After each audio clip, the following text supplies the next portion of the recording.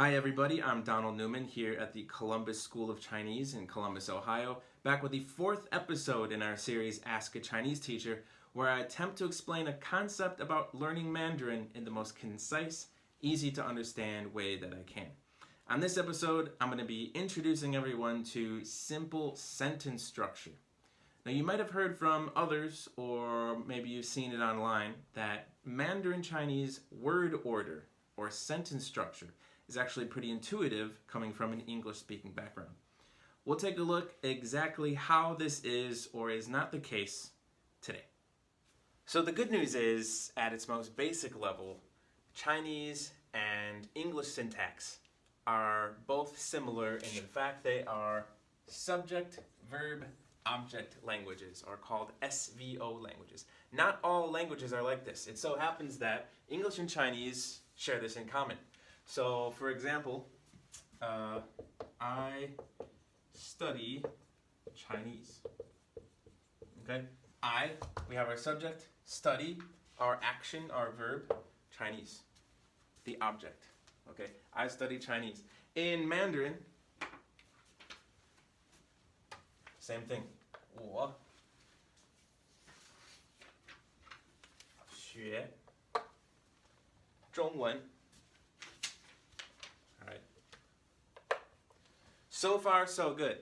This is kind of where the similarities end, however, and you have to be careful. Let's add some more information. I study Chinese on Wednesday. So on Wednesdays, I study Chinese. We can add this at the end of our English sentence. We can put it at the beginning, maybe in another spot, and it kind of sounds fine. In Chinese, it is a set place that it has to go. That place is after the verb, after the subject, before the verb. Okay? So we call this a time phrase. In English, this piece of information is given to us as a prepositional phrase. It's in the form of a prepositional phrase. In Chinese, it's best to think of this as a time phrase, or basically answering the question of when this action is taking place. And this is always where it goes. Okay? Let's keep going. Location. Where is this studying taking place? I study Chinese on Wednesday at the Columbus School of Chinese. Naturally, right? So I study Chinese at CSC on Wednesdays. At CSC, I study Chinese on Wednesdays. It's relatively free-flowing in English compared to Chinese. Again, there's only one place for this phrase to go. It happens to be after the time phrase, before the verb. 好，在 CSC.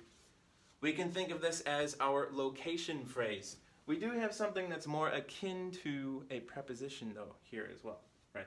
So these are both prepositional phrases in Chinese, in English. In Chinese, I like to think of these as a time phrase and a location phrase. It is telling you something about where this action is taking place. Let's do one more.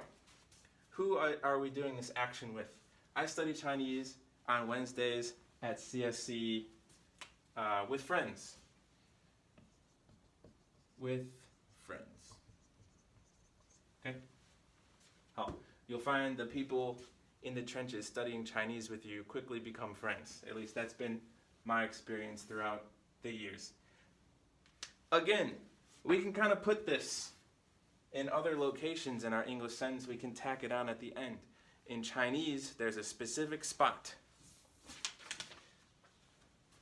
Again, before the verb.